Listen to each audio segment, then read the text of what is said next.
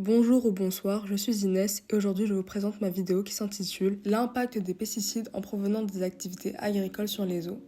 Comme nous le savons, l'agriculture est vitale à l'humanité car elle permet de nourrir la population mondiale.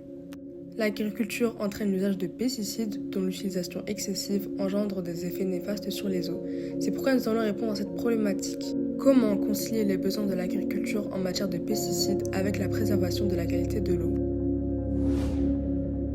Les pesticides sont utilisés en agriculture pour protéger les cultures des insectes nuisibles, des mauvaises herbes et des champignons. Ils préviennent les maladies originaires des organismes indésirables en détruisant ou en freinant leur croissance. En effet, ces derniers peuvent causer d'importants dégâts sur les cultures et réduire les rendements. L'exploitation des pesticides dans l'agriculture se fait souvent par pulvérisation en utilisant des équipements spécialisés pour diffuser les pesticides sur les cultures, comme un pulvérisateur à dos, une rampe de pulvérisation montée sur un avion ou un tracteur. Les pesticides sont généralement mélangés avec de l'eau pour former une solution qui est projetée sur les cultures.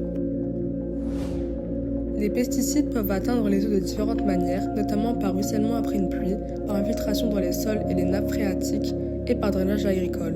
Malheureusement, les nappes phréatiques représentent pour nous une source importante d'eau potable, donc consommer les eaux polluées des eaux souterraines serait néfaste pour la vie humaine. De plus, une fois dans l'océan, ils peuvent avoir des effets toxiques sur la biodiversité aquatique. Ce graphique nous montre les rendements moyens avec et sans utilisation de pesticides en fonction des cultures. La FAO a estimé la contribution des pesticides à la production agricole mondiale. Ce graphique à bâton nous montre l'écart de rendement pour différentes cultures avec et sans utilisation des pesticides. Nous y voyons donc très clairement le rôle important qu'ils jouent. Nous savons que les pesticides permettent de sécuriser les récoltes des insectes ravageurs. En raison des attaques parasites, les rendements des cultures chutent drastiquement à l'absence de pesticides contre les bioagresseurs. On voit que toutes les cultures chutent à plus de 20%, notamment le coton, la pomme de terre, le riz ou encore le café, qui subissent des chutes pouvant dépasser les 30%. Les pertes sont donc énormes et pourraient empêcher de nourrir une partie de la population mondiale.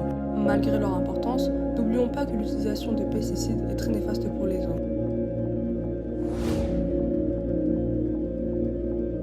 Pour limiter les effets nocifs des pesticides sur les eaux, il y a plusieurs pratiques alternatives. Certaines visent à réduire la quantité de pesticides utilisés, comme la rotation culturale ou la lutte biologique.